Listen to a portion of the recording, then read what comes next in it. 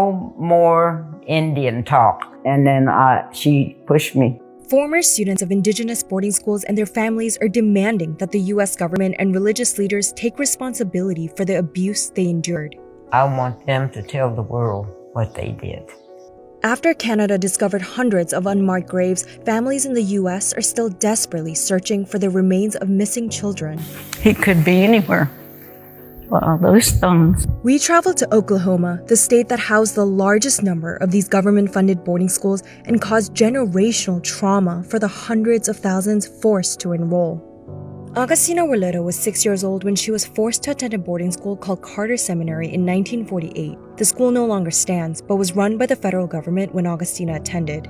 As Augustina struggled to learn English, she says she was punished for speaking in her mother tongue Muskogee. I just resigned myself to it, and I closed my eyes and I clutched my teeth and I put my hands out.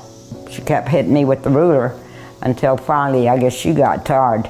Then she said, "No more Indian talk." In recent decades, there have been allegations that physical and sexual abuse took place at these assimilation schools across the U.S. Augustina also recalls a fellow student facing consequences for walking outside of a single file line and wonders to this day where she may be. The schools came out of a period that many consider to be systemic cultural genocide against Native people. General Richard Henry Pratt founded the first so-called Indian boarding school in 1879 under the mission, "Kill the Indian, save the man." That school served as a model for the hundreds of assimilation schools that expanded across the U.S. and into Canada.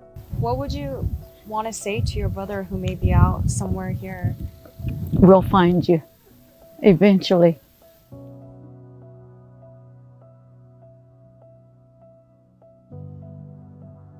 He could be anywhere.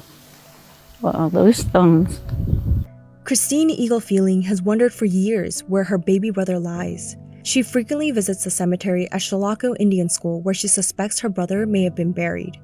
With records missing, Christine doesn't know his cause of death and can only rely on information her mother passed on to her.